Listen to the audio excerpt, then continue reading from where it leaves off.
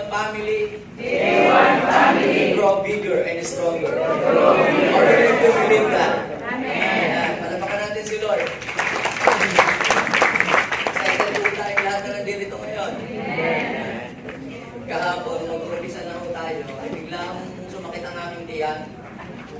Napagay ang aking kinain, halo-halo na, nilagang itlog, ginisang itlog. Tortang itlog. Hindi ako'y patikat ng paitaas, ay nakalimutan ko ano ang baga ng aming row. Kinanong ko pa yung aming misis, ano ang ating row? Sabi niya, 10-12. Nako, ay pagpunta ko sa 10-12, ayaw bumukas yung pinto. Biglang naalala ko, 12-10 pala kami. Sabi ko ay mali siya. Nakasalubong ko si Bishop.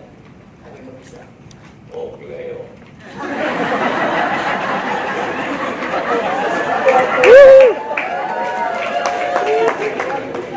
7 years ago, yung po aming misis ay nag-work dito sa Malaysia.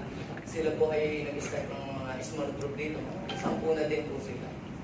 Nung nagkita po kami na siya, okay, kamusta na kayo ni misis ko?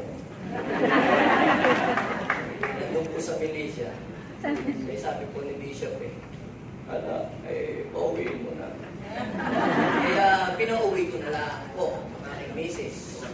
Kasi tama siya, mali siya. yung iba ay nagtama, lolo. Okay?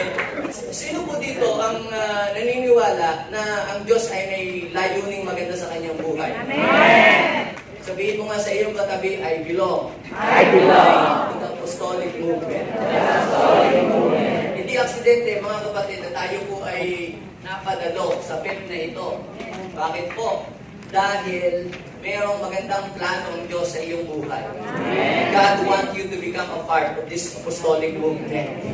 Amen? Kaya sabihin mo nga sa iyong katabi, buti na lamang. Buti na lamang. At napasama tayo. Okay? Praise God. Ang message po nilagay ng Lord sa aking puso, hindi ito galing sa ChatGPT o sa Google o sa AI. Ito po yung mga bagay na tinuro sa akin ng Panginoon nung ako po ay dinala ng Lord sa Pangasinan. I hope and I pray na ito ay makatulong din sa atin, sa mga babago pang nag-i-start sa ministry, sa church. At ako ay naniniwala na kahit naman katiting siguro ay magiging blessing yung aking sasabihin para sa inyo. Okay, are you excited? Ang pamagat po ng aking i-share ay mobilizing the team of builders. Ako po ay naniniwala that team is very essential in the apostolic movement. Pag sinabi po natin team, ito po ay kalipunan ng mga tao who work together in a joint action with the same mission and vision.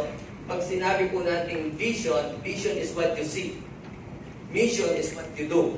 Kaya pagka walang vision at walang mission, tayo pong sinusundan, at wala tayong vision na nakikita, our church will go into a different direction. Naniniwala po ba kayo doon? Sabihin nga po natin, I am a builder. I am a builder, Not a wrecker. not a wrecker. Kung kayo po ay nagmi-minister ng inner healing and deliverance, may nagpapakounsel sa inyo, at may mga confidential matter na kino-confide sa inyo, pagkatapos uwi ninyo ay minamarites ninyo kung kani-kanino, you are not a builder, you are a destroyer. Di po baga? JA1 culture number 5. I don't destroy, I build. So, pwede mo sabihin ulit sa iyong katabi, i-declare mo sa kanya, I am a builder, not a wrecker. Sabi po ng Isaiah chapter 58 verse 11, muling itatayo ng mga lingkod ko ang utang na duro. Muling itatayo sa dating pundasyon. Makikilala kayo bilang tagapagtayo ng mga siramuog. Tagapagtayo ng mga nawasak na bahay. Ako'y naniniwala, hindi aksidente na si Jesus ay isinilang at siya'y lumaki at siya'y naging isang karpentero. Nire-represent lang ng Panginoong Jesus kung ano siya at ano yung kanyang kayang gawin sa buhay mo. How many of you believe that? Amen. Na Ang Panginoon, kaya niyang buuin, kaya niyang ayusin, gaano mang kasira, gaano mang kawasak ang buhay mo. Amen. At dahil tayo inayos at patuloy na inaayos at nire-repair ng Diyos ang buhay, gusto ng Diyos na gamitin ka rin na maging tagapag-ayos ng buhay ng ibang tao. Amen. Sabihin nga ulit natin, I am a builder, not a wrecker. Jesus is the founder of the apostolic movement. Do you believe that? Amen. Hindi ho taga-Davao. Ang founder po ng apostolic movement ay walang iba kundi ang ating Panginoong Jesus. His purpose is to bring people back into their original design. Alam naman natin, ang buhay natin ay sinira, winasak ng dyablo, nilampaso dahil sa ating mga kasalanan. And thank God, si Jesus ay nagmalasakit sa atin, tayo ay pinuntahan. At tayo ay kanyang ni-restore ang ating po mga buhay. Ha?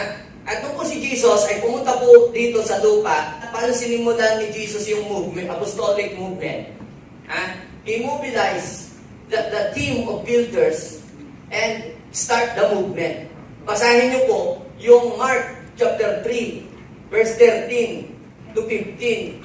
Nung si Jesus po ay umakyat sa bundok, kasama niya yung mga pinili. Sabihin natin, pinili.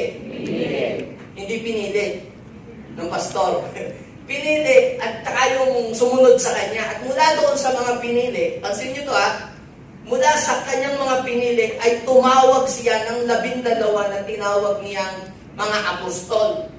Kaya, we are blessed here. Bakit? Tayo po ay pinili mula sa mga pinili. Amen. Si Rev Alice ay pinili ng Diyos mula sa mga pinili. Si Rev ito ay pinili ng Diyos mula doon sa mga pinagpilian. Mga pinili. Di ka po tayo ay blessed doon. Bakit?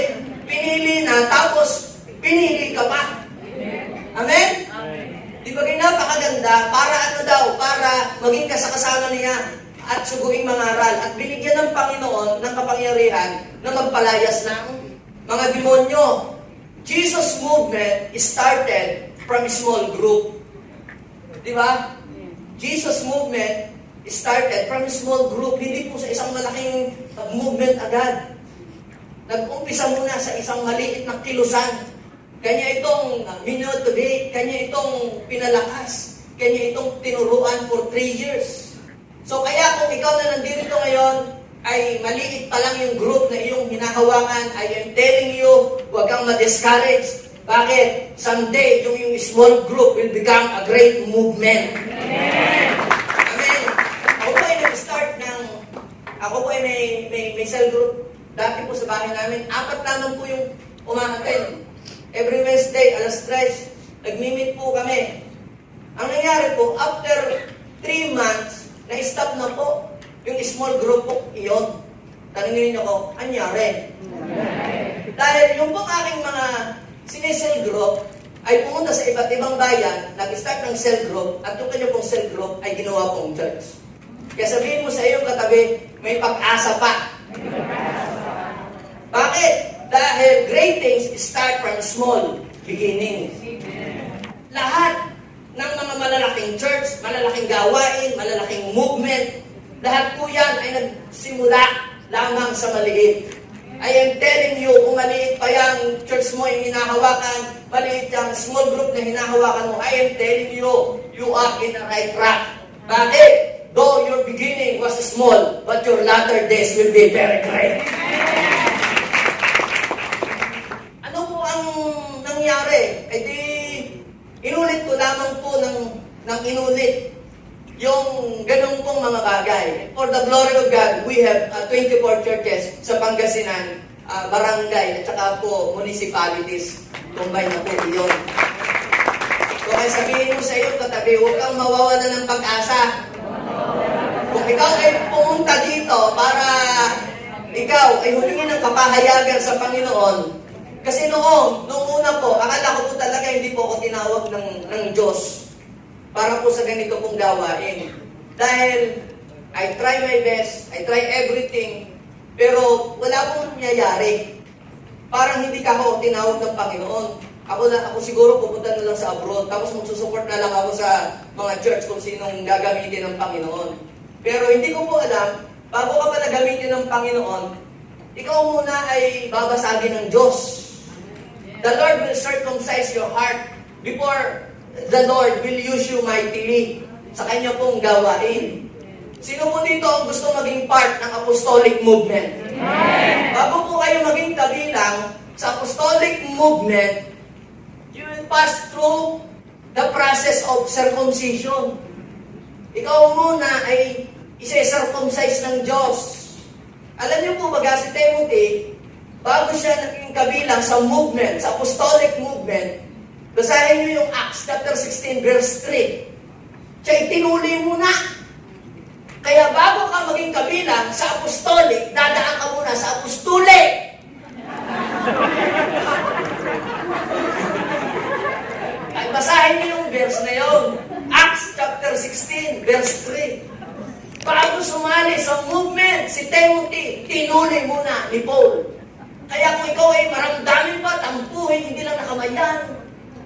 Nadali lang ang love gift. Ay tampo na. I am telling you, hindi ka tatagal sa movement na ito. Dahil ito ay movement ng mga matatapang, matitibay ang loob, at hindi natatakot.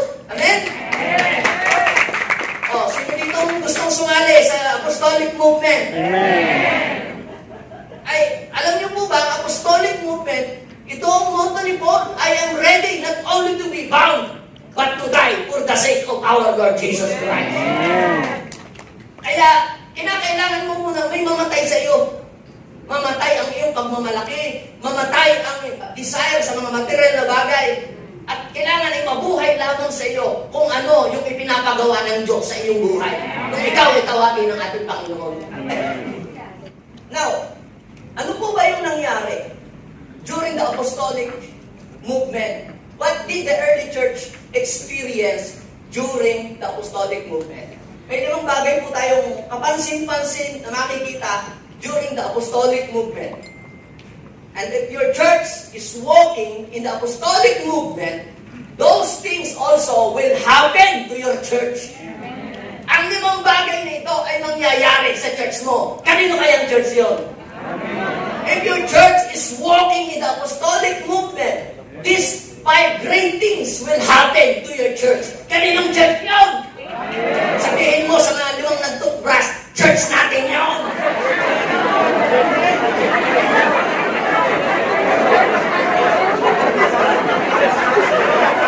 Ano yung unang naranasan ng early church during the apostolic movement? Number 1 po ay great outpouring of the Holy Spirit. Sabihin natin, great outpouring of the Holy Spirit. Alam niyo kung baga, si Jesus ang nagsimula ng apostolic movement at ang nagpaalam at nagpalawak nito ay ang kapangyarihan ng Espiritu Santo. Lalo po itong kumalat nang bumaba nga po. Di ba sabi ng Acts chapter 1 verse 8, nangako ang Panginoon, ay huwag muna kayong aalis sa Jerusalem. Hintayin niyo muna ang pagbaba ng Espiritu and you will become my witness from Jerusalem, Judea, Samaria, into the uttermost part of the world. Sa chapter 2 ng Acts, mapapansin natin dito, nang sila po ay nagtitipon-tipon, yung theme, nagsasama-sama po sila, mga kapatid, sa pagpananalangin. Lagi silang nananalangin. Acts chapter 1, verse 14. Lagi pong nagsasama-sama sila. At bubuhos ang Espiritu ng Diyos. At bumaba po, mga kapatid, ang Espiritu ng Diyos. Like a violent sound. Sabihin natin, violent. Alam niyo po ba mga kapatid, ang mga apostolic, they have a violent spirit. Ay, di ba sabi ng Matthew chapter 11 verse 12, from the book of John, the kingdom of God, suffereth. Sa akin yun eh. Violence. And the violent man, take it by force. Amen. Kung violent ang kaaway, mas violent din tayo kaysa kaaway. Alam nyo si Peter dating matatakotin.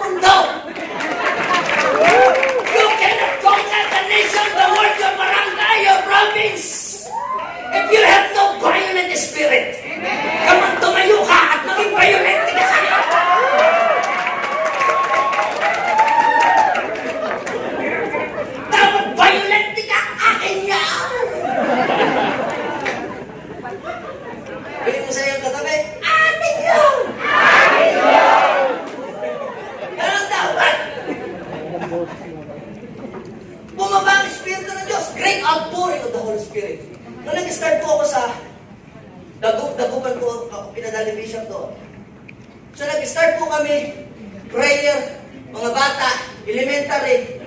Walang matatanda, di sila muna. Ang pinag-practice ko.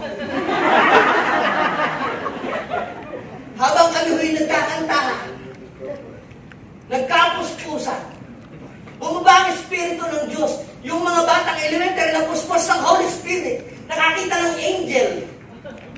Mayroong angelic visitation.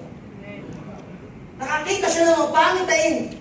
At nakita na, Pastor, papalaguin ng Panginoon ang simbahan natin. Dadami tayo sa pagkasin. Nabuhay ang aking loob, parang gusto nang mag-resign na. Sabihin natin, great outpouring of the Holy Spirit. It is impossible to succeed in this movement without the power of the Holy Spirit.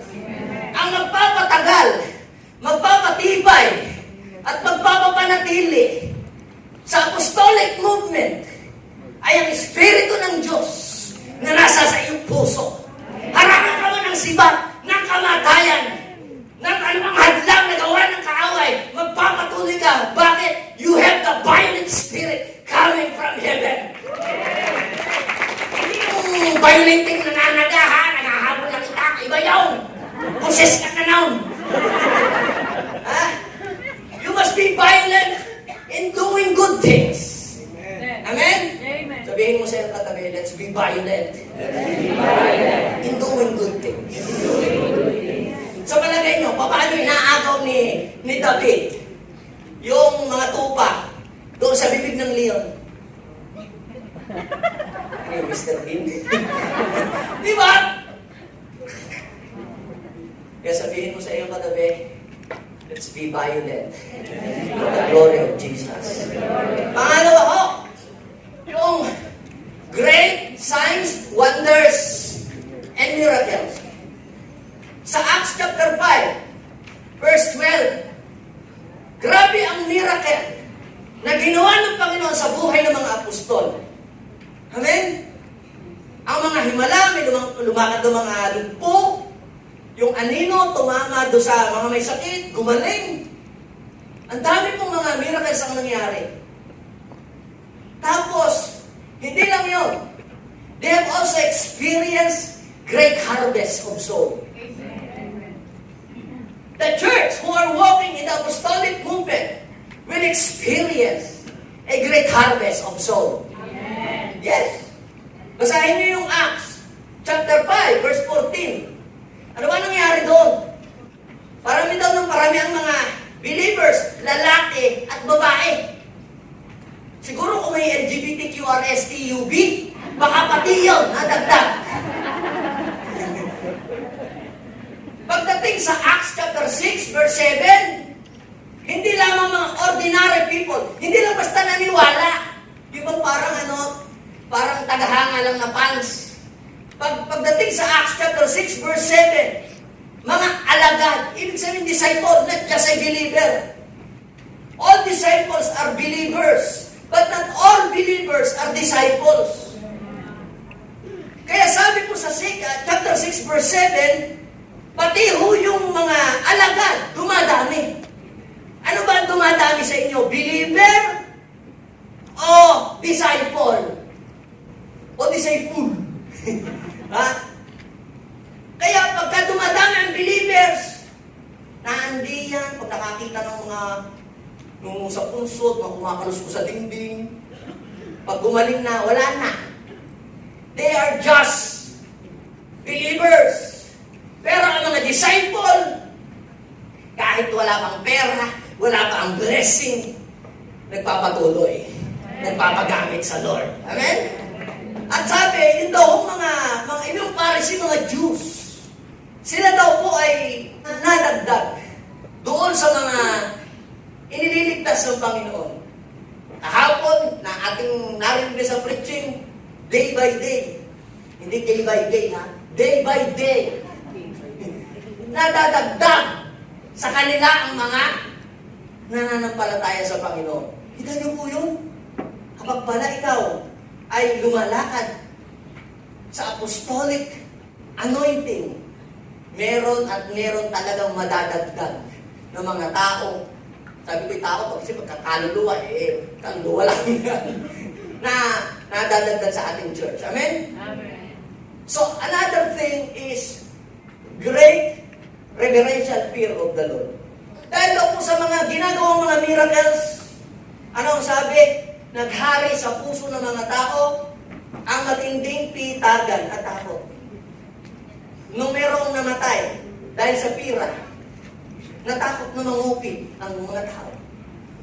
Noong may nagyabang na siya daw ang Diyos, biglang inuod, lalong natakot magyabang. Ang mga believers noon, nagharit sa kanila ang matinding pitagan at takot. Great reverential fear of the Lord. At ang pang-5, great outpouring of financial blessing. Sabi ng Acts chapter 4 verse 33 and 35, patuloy na gumawa ng mga himalang apostol sa pagpapatutuo patungkol sa pagkabuhay ng ating Panginoong Jesus. At ano ang sabi ng salita ng Diyos? At ibinohos ng Diyos ang pagpapala sa kanilang lahat. Sabi ng Bible ay lahat. Walang hindi pagpapalain, walang hindi bumuhusan, walang simbahan na nilinis ang blessing ng Diyos. Kaninang simbahan niyo? If your church is walking in the apostolic, I am telling you, hindi pagkukulangin ng Diyos ang simbahan niya. Sabihin mo kung yan kagabi, pastor mo yan, basta, simbahan natin yan. Ang sabi, walang naghihigahos sa kanila. Nung April yun tinawagan ako ng isa nating kapatid dahil mga 1 year na daw na nasa kanyang balikat. Kung pwede daw, baka magpa-doktor. Mag-pray muna. Pinunta ko naman sa kanila. Nung ipinag-pray ko, bigla nakinig. Yung pala, yung kanyang kapatid ay namatay na may sakit sa puso, diabetic, at sumasakit itong ganito. Ay, nasa kanya. So, nung siya po ay ma-deliver, in-encourage ko siya na tamang-tama yun. That week, ating pong leadership camp training. Sabi ko, baka pwede umattend kayo ng ating leadership camp training. Dahil para hindi na bumalik. At sila po mag-asawa ay umattend. Na-bless, na-apuyan. At nung maapuyan at ma-bless, pag-uwi, naghawak ng small group. Nagpagamit sa Panginoon. At ngayon, yung kanyang small group, church na how. At hindi lang yon. Sabi niya, Pastor, pinadami natin sa amin. Nagpatotoo. Hindi niya daw alam kung gagawin. Wala daw maupaan. Tapos napakainit. Palak daw niya magsulisit sa akin. Ay nahihiya naman. Naisip niya magsulisit to sa kanyang kamag-anak na nasa abroad. Nahihiya din naman daw siya. Ang ginawa na lang niya, nagdasal kay Lord. Paano kung isang Sunday, may pumaradang naghahanap sa kanyang nakamotor na mag-asawa. At siya hinahanap. Kilala niya, alam niya siya nag-ministry doon. Ay nung siya makita dumukot ng makapal na kulay blue. At yan! Binigyan ho ng pera. Tuwang-tuwa. Nakabili sila ng electric panel doon sa kanilang sinisimulang gawain at nakabili ng mga upuan. Wow. Sabi ng perspective na nangyari sa kanyang buhay. So ano kung ibig kong sabihin? When God told you to do something, He will give you the ability to do it. He will give you a provision to sustain your mission. Yun ang isa nating kapatid. Dinisciple ko din siya. Sabi ko sa kanya, 6 na buwan ka ng siserve yan. Pinagamit ko sa kanya ang sasakyan. Ako'y nagtiis na, ako'y nagko-commute. Basta ikaw nang gumamit. Para siya, ganahan ba? Nakita niya nung ako'y nagsasakrifice. Sabi ko, gawin mo ng mag-start na kayo Sunday service. Ngayon, pangiti-ngiti lamang. Hindi siya sabi sa akin ng problema. Ang problema pala, walang upuan. Walang mga gamit, walang anumang mga speaker. Nahihiya naman magsabi sa akin. Isang araw. Ay, yung week nang yun, biglang may tumawag sa kanya, yung kanyang kumpare, na ang believer. Sabi, pare, may alam ka bang church na nagsisimula pa lamang? Yung bago pa lamang na simbahan. Katolik ka ba po? Bakit? Naghahanap ako ng simbahang matutulungan ko. Aba, pare, kayo lalayo pa. Ay ako na, magbubukas na ako ng church sa linggo. Wala pa nga kaming upuan. Wala pa nga kaming mga instrumento. Kaya yung dan. Oh, ano gano'n yung Gcash? Nagpapadala kita ng cash. Kaya kapatid, kung tinawag ka sa apostolic movement, huwag kang matakot. Bakit? Dahil hindi lang outpouring of the Holy Spirit, hindi lang miracle, hindi lang ang multiplication ng soul, kaya din niyang isupply ang kailangan ng smoke. Naniwala ba kayo doon? Alam niyo po, nagbukas ho ako ng mga church organic. Hindi ho yung yung herbal. Ano pong ibig kong sabihin? Nagbubukas po kami ng church without any asking assistance from our bishop. Eh, kung talagang tinawag ka ng Diyos, Yan. hindi ka sa Kanya hihingi. Yeah. Sa Diyos ang tumawag sa inyo. Amen? Nakakapagpalayas ka nga ng demonyo. Hindi mo kaya magpadaes. Sa Batangas ay magpadaes. Ng blessing. Okay, naniniwala. Kung ikaw ay binigyan ng Diyos ng kapangyarihan magpalayas ng demonyo, same anointing, kaya mong magpapasok ng blessing sa iyo. Amen? Are you with me? Amen. Totoo yung great outpouring of the Holy Spirit, great miracle, signs and wonders, great harvest of soul, great reverential fear of the Lord, and great outpouring of blessing. Dahil testify ko na po na nung pandemic, doon kami nakabili ng lupa na 2,000 square meters na worth 5 billion. Wala po kaming savings noon. Basta nanampalataya lamang kaming buhay ng Diyos. Ito ngayon ang nangyari. Nakabili kami ng lupa. Kami naman ang walang lupa. Meron lang ako lupa sa sapatos at sa kuko. Pero yung lupa na may sariling wala pa. Sabi namin, nagpe-pray kayo mag-asawa, Lord, bigyan mo po kami. Sa kapitong lipat namin, meron na kaming bahay at meron na kaming lupa. Isang araw nagbisita ho ako doon sa lote natin kasi pinaka-patag ko, pinaka-ayos. May lumapit sa aking taga-malapit doon, mga isang tawid lang sa kabilang kalsada. Sabi, Pastor, may binibinta ditong bahay. Baka gusto mong bilhin. Sabi ko kayo, magkano? Mga 2M. Sige, bibilhin ko. Akala nyo ako'y mapira. Hindi niya alam. M lang ang meron ako. Walang to. M, mananalangin.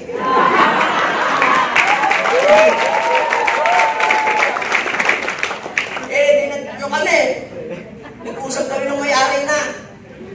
Sabi ko, bibilhin ko. Mag-down daw agad. Natawaran pa naman, 1.8 M. Sabi ko, wala pa rin akong 1.8 M pa rin talaga. Hindi ko sinasabing, wala akong pera, hindi ko sasabihin. Gusto ko nga ngayon ako makabili. After 2 weeks, nakapag-down kami ng 500,000. Wow. Ang problema nito, hindi na ako alam kung saan ako susunod na kung anong ibabayad. Tapos dumating na naman po uli ang due date. Natawag na ho yung yung maniningil na, bayadan na. Pinapatay ko muna ang cellphone. Kunyari nagdadasal. Ang masaklap nito, ako ay na-assign, tuturo pa naman sa Batangas. Yo. Ako, iniisip ko yung lupa. Babanyo. Hindi ako makakonsentrate. Pero, ganyan pa man, Meron akong M! Meron akong M! Nagturo po ako. Walang nakakaalam na sino man. Hindi rin alam ni Bishop. Hindi rin ako nangihingi. Alam mo, pag ikaw pala, ay may apostolic anointing, hindi mo kailangan magparinig. Minsan katabi, ang may apostolic anointing, hindi ka nagpaparinig. Wala nakakalam noon. Pagkatapos ko mag-preach, nung gabi, may tumawag sa akin, yung pala aking ako'y pinapupunta sa kanila. At sila palang magkakapatid ay nakapagbenta ng lupa. Ay wala ang aking ina. Ay di walang magre-receive. Ay siya, ikaw na ang kumuha. Alam niyo ho, nung aking tingnan yung chike, hallelujah, nabayaran ko. Hindi ako napaparinig.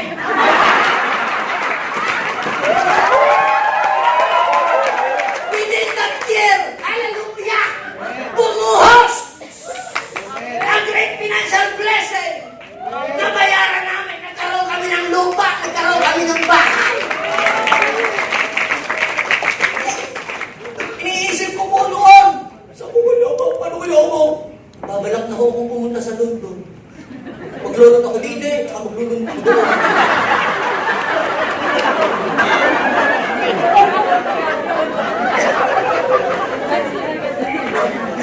Lahat ng mga papeles, inihanda ko na. Ipinasok ko na sa land bank. Ito namang land bank. Delay ng delay ng delay ng delay ng delay ng delay. Ayaw aproban. Pasting ako ng pasting. Ayaw talagang aproban. Alam niyo po mga kapatid, sometimes kapag dinidilay ng Diyos ang iyong pangalangalang, ang iyong panalangin, may mas magandang plano ang Diyos. Kaya pala dinidilay ng Diyos, may mas matinding darating. Kung ako'y pinakinggan ng Diyos sa panalangin kong yun, 30 taon kami alipin ng land bank. Pero dahil meron akong M, bumuhos ang pagpapala ng Diyos. Masarap akong natulog. Bakit? Dahil ako'y nakahiga nakatira sa aming bahay na wala akong utang. Now, the point is this. Yung mga apostolic movement, those things were happened through the cooperation of the team of the believers. There is no movement that can succeed without a good team.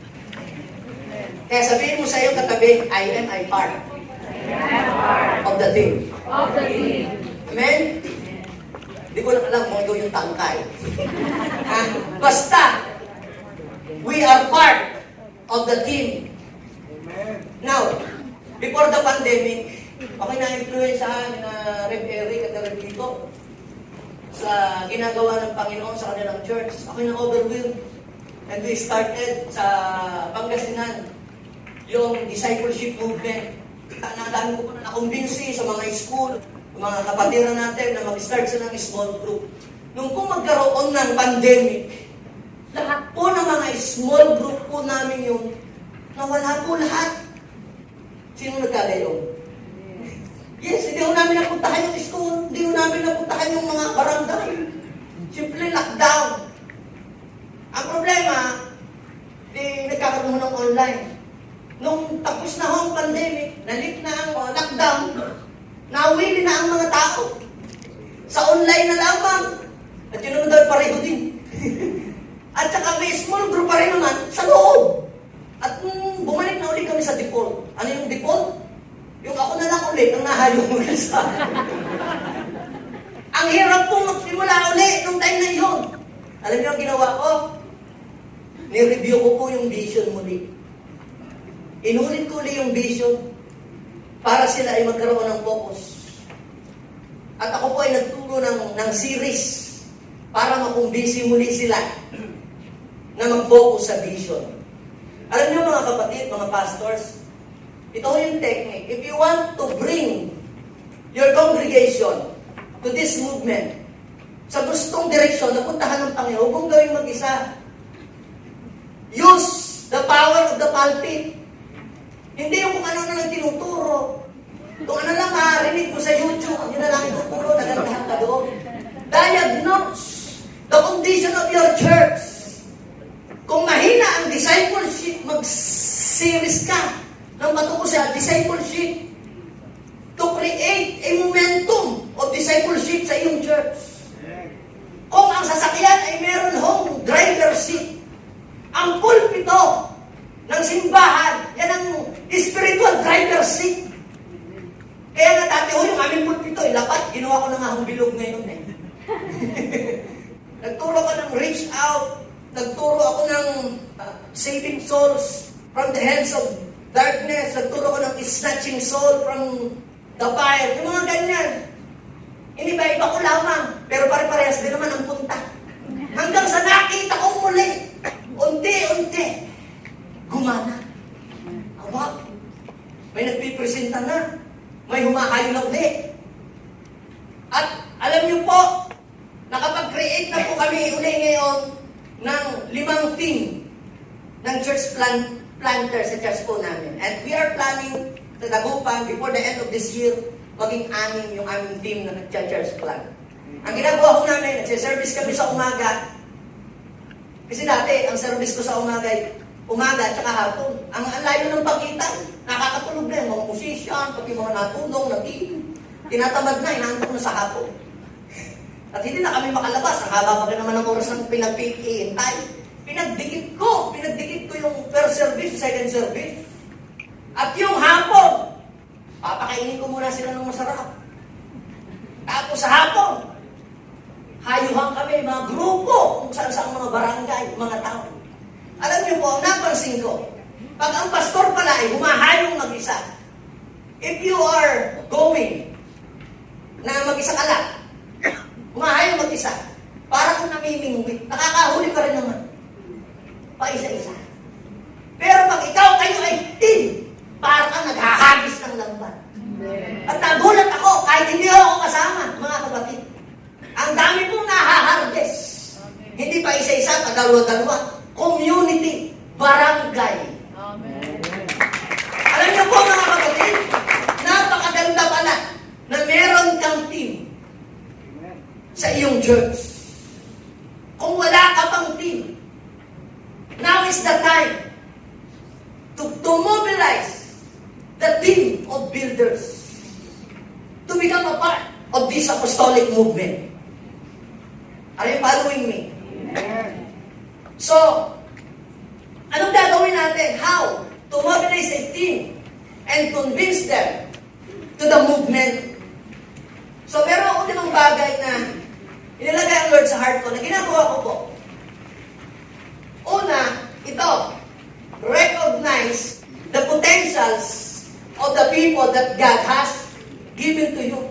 Ako'y naniniwala, walang kabul. Ano yung kabul sa Old Testament? Parang nothing, walang saysay. Walang taong walang saysay na ipinapadala ang Diyos sa church mo. Maybe hindi mo lang nadidiscover ang potential ng mga iyan. Pero ang totoo, may potential yung mga iyan. May silbi yan. Do not underestimate your poor members or yung mahinang disciple. Bakit? Dahil hindi mo alam kung gaano katindi ang kayang gawin ng Diyos sa kanyang buhay. Yes. Alam niyo po yung, ako'y nagpre-pray nung nagsisimula pa lang po ako sa ministry. Ako, 19 years old. Kaunti pa po natin. Ako po ay nag-fasting isang Saturday.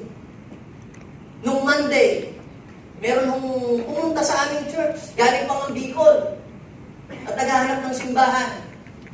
Naku, pag tinignan ninyo, ang mukha, parang pasas. Problematic. Broken family. Alam niyo po, gumana yung aking pagiging builder sa kanya. Binid ko ang kanyang buhay. Pag tinignan niyo, hindi naman maaari. Minsan nga yung pinakanta ko sa kanya, pinag-lead ko ng worship at walang tagapagpakanta. Kinanta yung kay buti-buti. O ba? Pagdating ko sa chorus, pinupuri, sinasamba kita. Pagdating ko sa chorus, ang iyong kaaway ay magpawalang hanggan. Sabi ko, Brad! Sabi ko, mag-intercede ka na lang. Pag nagsalita, buhol-buhol. Buhol-buhol. Pero ano lang niyo po, pinagtyagaan ko, wala eh. Dinala ko ng dinala sa camp. Pagka ako'y nagpapaliwanag, tango ng tango, akala ko namin naiintindihan. Pero naapo yan sa leadership. Pag-uwi, nag-alaga muna ng mga bata. Natutuwa yung mga bata sa kanya. Ito nung parang clown. Para si Kunjing. Oo. Alam niyo po, dinisciple niya ang mga bata ngayon. Alam niyo po, mula sa mga dinisciple niya, 6 ang naging pastor. Reverend na ngayon. Yes. At nung ako'y nangunguha, naghahanap ng pastor, isa sa pastor niya, ang pinadala ko doon, kila Bishop. Ano kung ibig kong sabihin?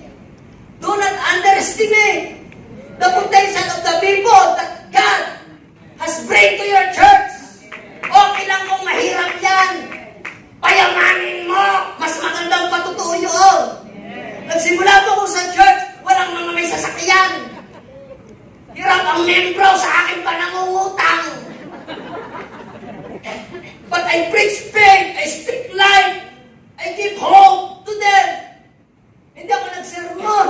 Sabi ng bishop I preach faith, I preach life, encouragement.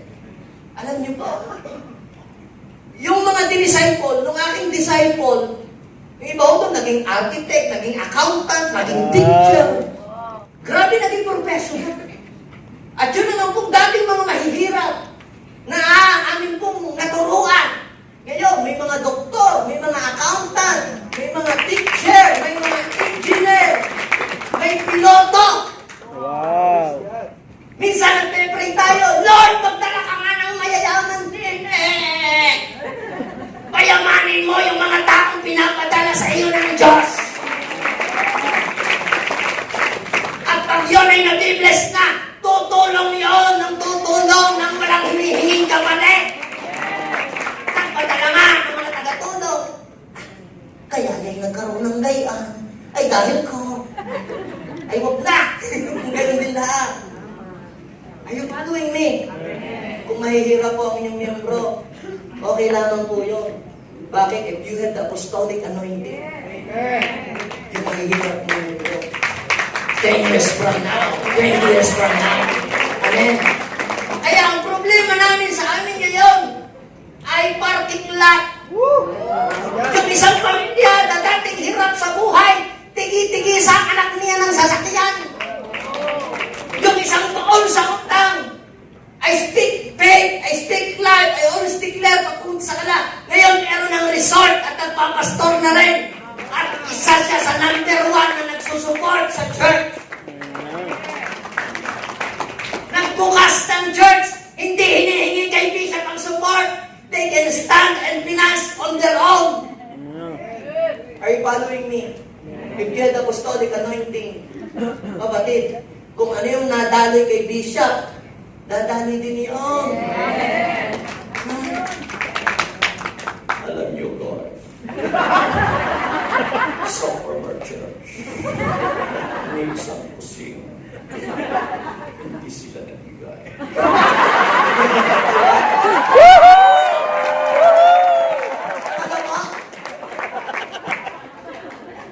Alam niyo mga kapatid, pato na! Hamunin natin ang Diyos, huwag si Bishop! Diba?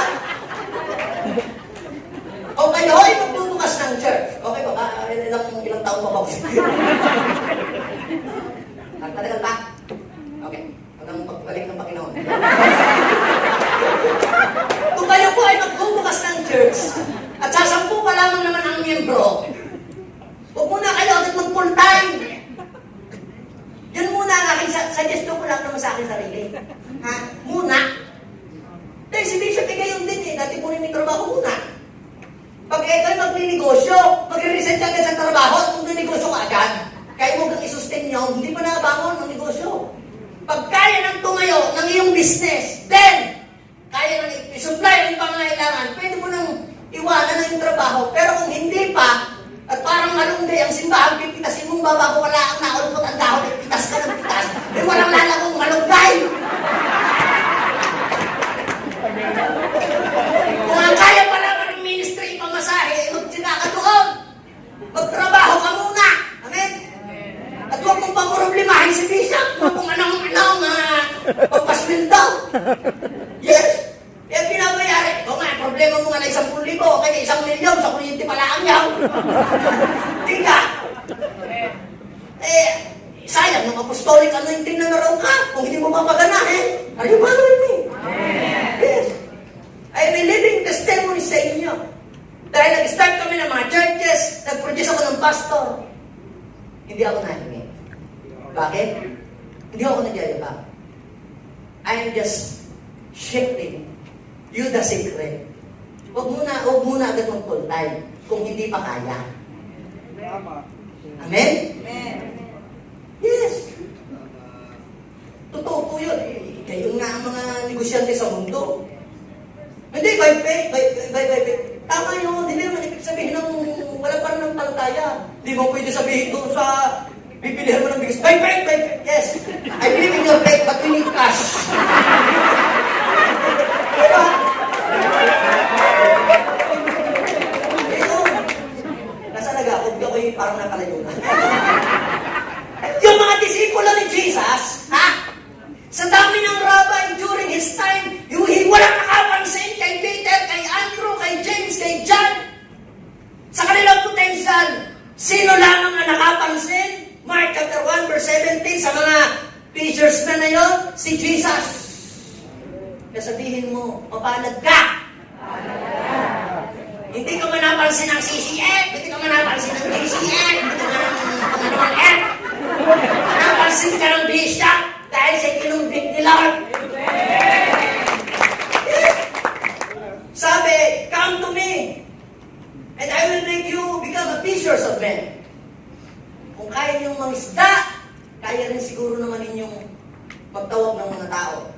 Alam niyo po, ang aking thinking doon sa aking mga tinitrain, they will become 10 times better than me. Hindi po ako, insecure. Kung may mas magaling. Bakit po? Hindi ako makakapagpahinga naman. Diba? 10 times better than me. I pray. Kung 10 ang akin na-produce ng pastor, yung susunod sa akin, siguro yung 1,000. Yeah. Diba ka? Si Jesus po, hindi siya na-insecure. Sa John chapter 14 verse 12, greater things than this. Higit pa din eh.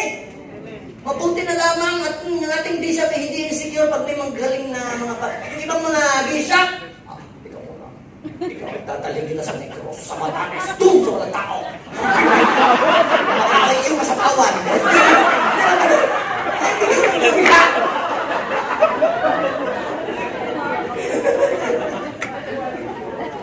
Kaya pag may magagaling, maging masaya ka. Bakit? Dahil sa wakas, nagkaroon ka ng bunga. Yun lang yun. Ang pangalawa, papalakpan muna kay Lord. Ang pangalawa ay, in line what you are doing to the vision. Bakit po? Napaka-importante kasi na maging malinaw sa buong team kung ano po ang inyong vision para hindi po kayo suntok sa hangin. Because doing something na hindi naka-inline sa vision is wasting of time, money, energy, and strength. Kung ano-ano lamang ang inyong paggagawin. Because clear vision can move people into action.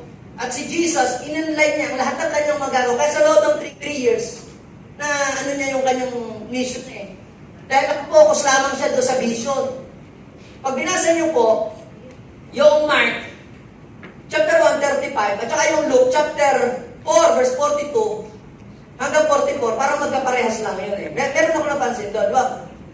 umaga-umaga si Jesus ay bumangon para mag-pray. Tapos hinahanap siya ng mga tao. Tumakita siya hinahanap ko kayo ng mga tao. Sabi, ay kailangan ko din pumunta sa kabila, mag-share doon.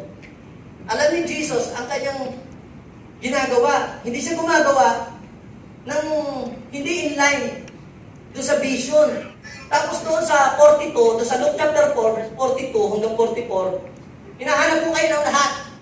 Dito daw po muna kayo, taging kapag-maritisan. Pero sayang ang oras ko. Di ba? Parang ganun gusto sabihin ni Jesus. Kailangan ko rin pumunta doon sa kabila. Kaya sabi nga ni Bishop pag ako'y pumunta sa ibang bansa, hindi na mamasyon. Focus lang. So, alam niyo po ang ginawa ko, ginawa ko po sa amin. Nung marinig ko, sabi po ni Bishop, nung pumunta siya doon sa amin noong araw, alam mo po Leo, ang Pilipinas ay meron 1,634 municipalities and cities. Ang dreams ko, pakinggan mo ng pakinggan at parang maging ikaw. Dahil yun ang nagre-ring sa akin tenga Kahit saan ako naroon. Parang ako naka-walkman. Ay, hindi ko nang mahari ko ano yung walkman. Earphone. Paano ko kaya makakonvince yung mga tao sa amin? Majority of my people are volunteers. Paano mo pakikilusin niya na walang upa ang mga tao? Pero pag merong clear vision, kahit walang upa, gagalaw mo. Namumubang tao, hindi dahil sa need. Namumubang tao dahil sa naintindihan nila, nakita nila ang vision ng malinaw. Amen. Mga kapatid, parang awa niyo na magbigay kayo. Mapuputuloy na tayo ng kuryente. Hindi namumubang tao sa gayon. Nang-opet pa nga. Hindi naman pastor, Hindi gayon. Pero napansin ko, pag nagbaba ka ng vision, kahit walang-wala ang mga tao nagawa ng paraan para maging kabahagi sila sa media. Kaya, sabi ko, guys, ang ating pong vision sa Pangasinan is this, to conquer the whole Pangasinan by putting up churches in different towns, municipalities, and barangay to connect every family to God and make them true followers of Jesus using our gift of inner healing and deliverance. Paulit-ulit ko sinasabi lahat, lagi sa kanila, na parang katulad nung, the Spirit of the Lord is upon me. This is our culture. Ay, di ba?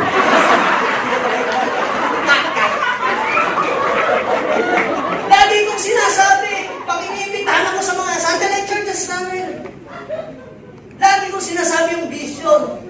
At alam niyo po, kapag sinasabi pala yun, yung mga tao, naririndi. Gumagalaw sila sa vision at pamilya sumusuporta sa vision. Kahit hindi nag-preach pa ng tithes pa ng offering, natulong na agad. Kung ibig sabihin, na-move ng vision. So kung ang pamimigay ng tracts ay effective sa inyo, di magbigay lang kayo ng tracts.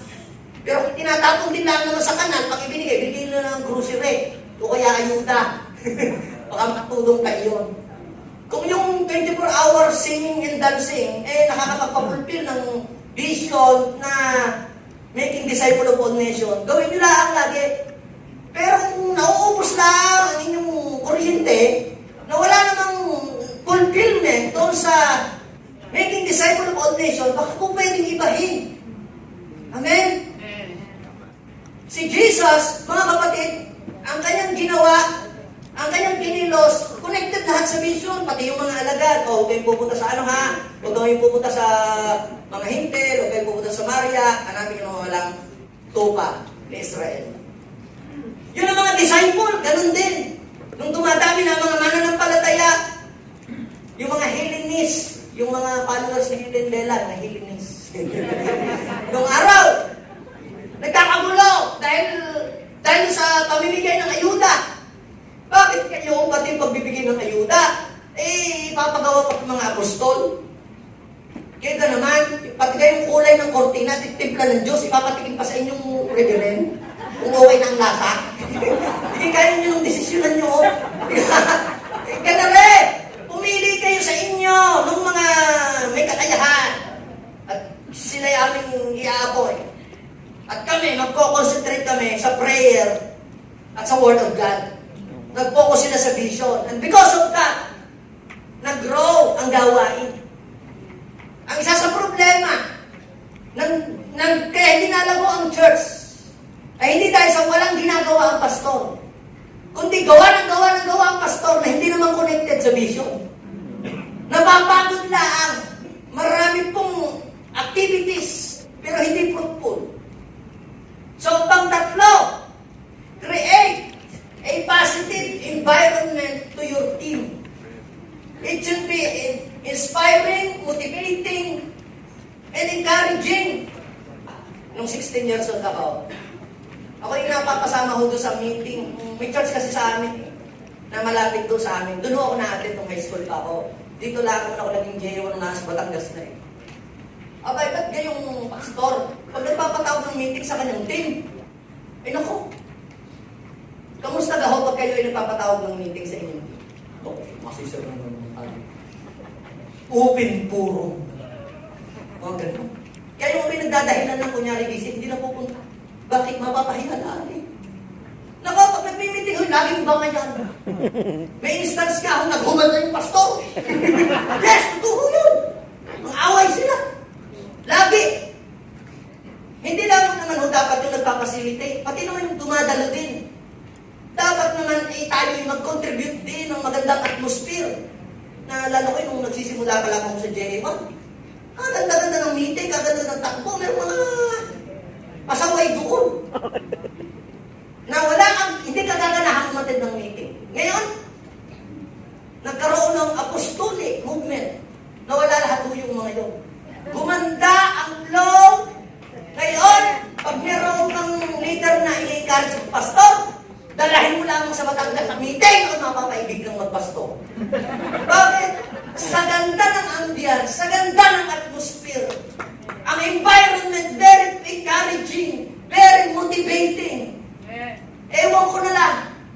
Kaya sa atin, nako, ang pangarap na pinakamataas ng mga leader natin ay magpastor.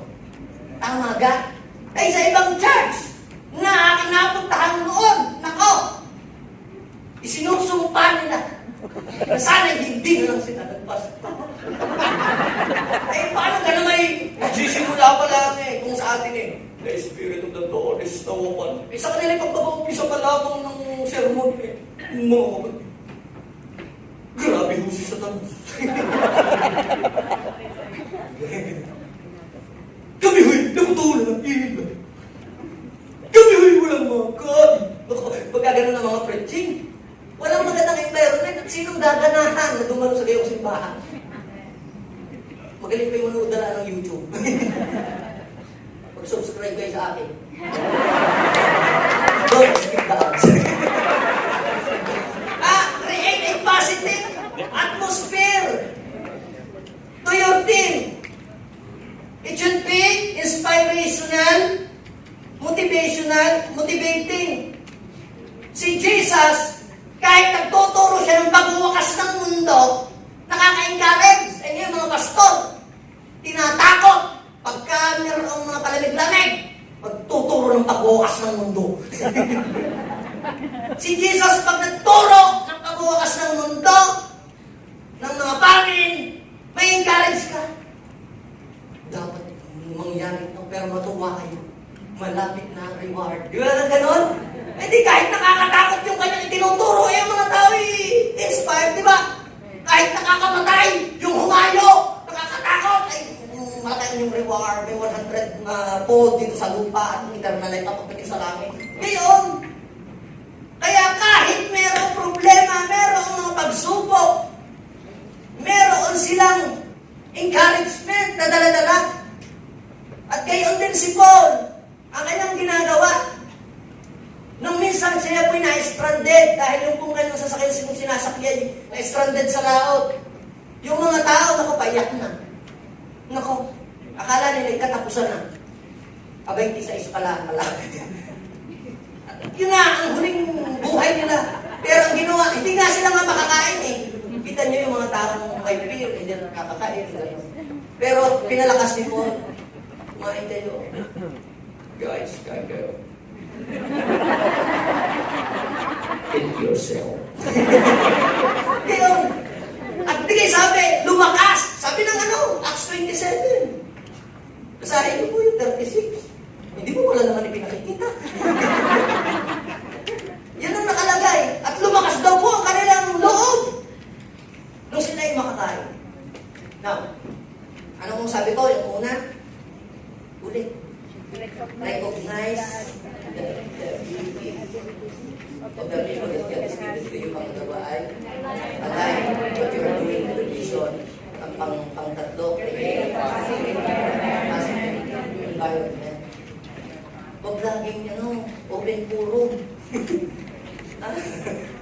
Napapahiya.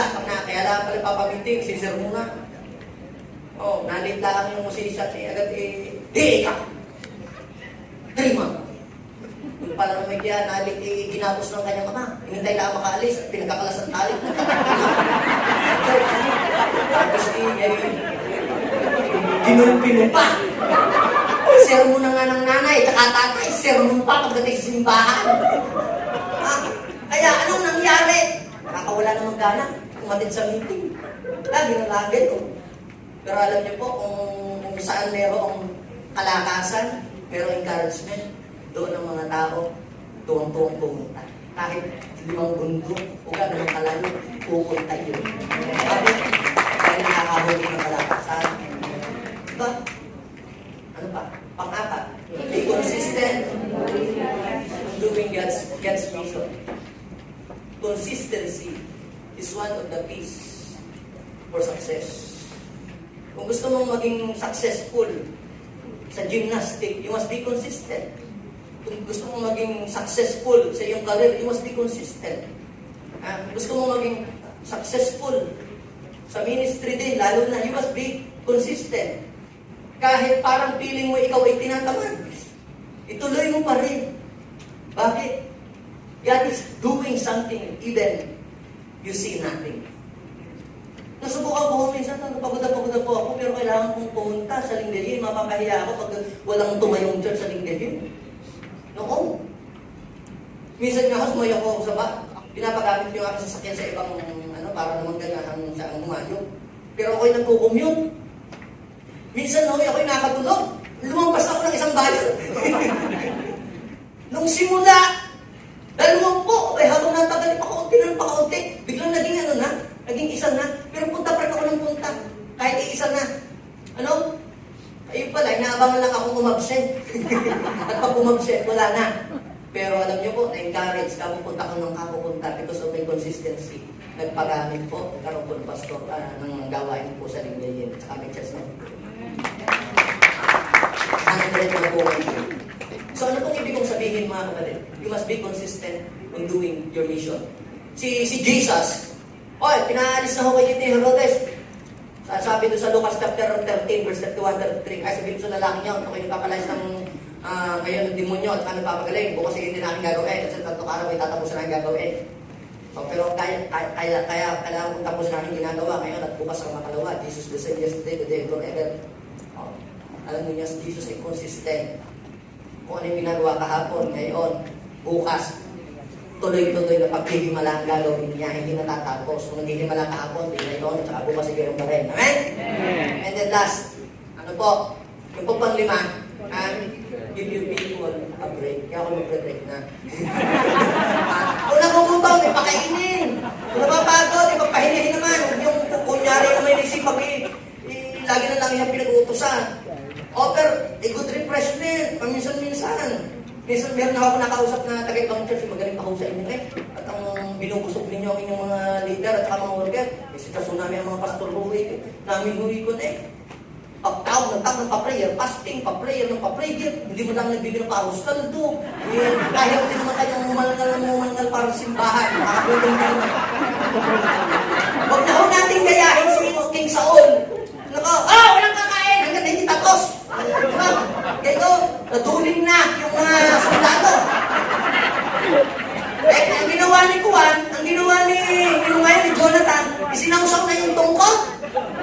patungo doon sa pupunong tupa eh. Sarap. Hoy, bawal yan! Sabi ni tatay mo, wala daw kakain! Bawal! Kung pinagmerienda man lamang ng aking dati, yung mga taong yan, pinapadali ang harvest. Eh, kita mo at luminaw ang aking mata. Kaya yung iba eh, kaya ang report ay kadami namin. Palit dalawa lang ang video. Nahilo na. Walang kapuna. Oh, last, what God expects from us. Number one, God is expecting that you will influence more people for Jesus. Pag sinabi natin pong influence, mga kapatid, it is the capacity to have an effect on someone's behavior, character, development, pati mga pag-uugali. Kaya ang ating mga, kung ano tayo ngayon, yan, na-influencean lamang po tayo. At in example ni Jesus, yan, nandito yan ako, basahin nyo na lamang, just read for yourself, Matthew chapter 5, verse 13 hanggang 16. Ginamit ng Panginoon doon yung asin at saka ilaw. Ano ba ang asin at saka ilaw? That is a symbol of influence. Pag nalagay ka ng isang kutsarang asin sa sa baso, ano mangyayari sa asin? Tatamis, ano ha? Sabihin mo sa iyong katabi, don't eat salt, ha? Because it is asin.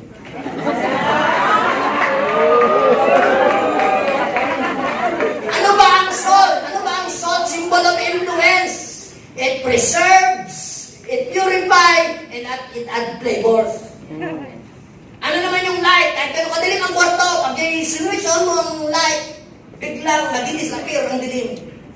Ano ginagawa ng light? Ha? It guides, it protects, and it eliminates darkness. Amen? Sabihin mo sa inyong katabi, God has called you to influence others for Jesus. Sabihin natin, I am an apostolic influencer. Akala natin pag sinabing influencer, yung si Wamo, si Diwata, saka yung mga maraming mga vlogger na may mga followers, saka maraming like at subscriber. Hindi yun!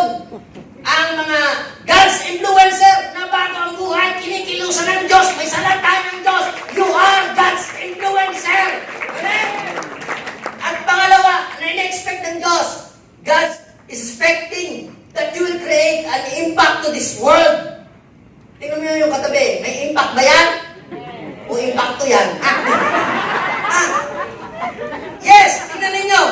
Ang sabi ng Bible, sa Acts chapter 17 verse 6, anong sabi po ng mga tao, anong tingin sa kanila?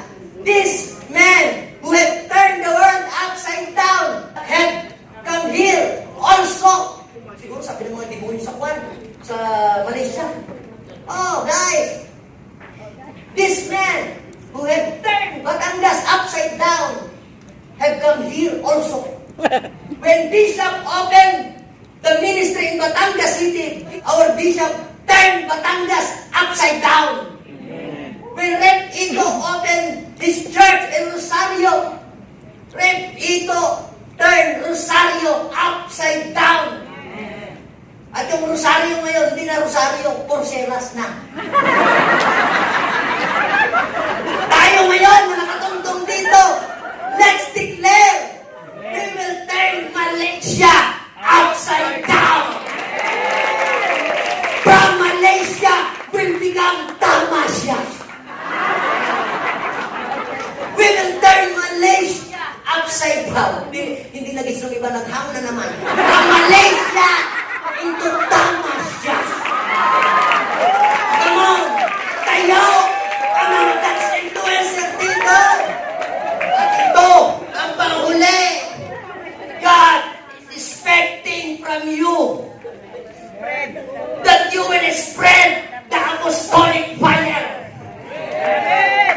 How many of you here want to spread the apostolic fire? What is the apostolic fire? Sabi po ng Lucas chapter 12 verse 49, sa may sabaw, ang sabi ni Jesus, I have come to this world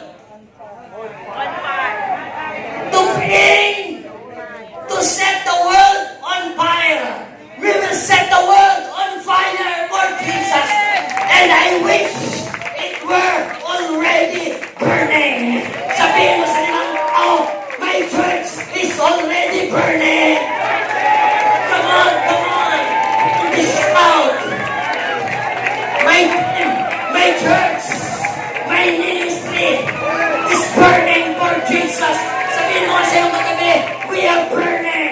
Jesus. Sabihin mo sa limang taon na to, I am the apostolic influencer. I am a world changer. I am a fire spreader. On! Sino yun? Sino yun? Begin to shout. Begin to stop this gitana. Come on! Come on! Be burned for Jesus. Suka manabakatakasonde. Sondoromakondo. Come on! Come on! Stir up your pain. Be burned for Jesus. Robakatatatata. Jesus said, I have come to set the world on fire, and I wish it were already burning. The apostolic fire is now burning in this land. Hurakata. Sige, come on, kansa, kansa, kansa, kansa, tatsye. Hurakabakabakaba. Hirasotokomo. Sige, come on, come on. Louder, louder. Pan the plane, pan the plane, pan the plane. Be burned. Shakababababababa. Mag-pray natin na sa lugar na ito may titindig na simbahan ang JL1 Santa Catasuco. Ramasakramahanda Hosoka Kombo Yendo Simakata Sindo Kotokoto Rumosheka. Sige, come on! Come on! Sayarabababababababa. God is restoring you. Hunas Udaka. Sige, come on! Come on! Come on! Ah! Oh! Sharabakabakabakaba. Lord! Hindi namin kaya magtagumpay sa movement na ito without the apostolic fire in our life! Sharabakabakaba. Yendo Sukomohondo. Come on, be violent! Be violent! Ah!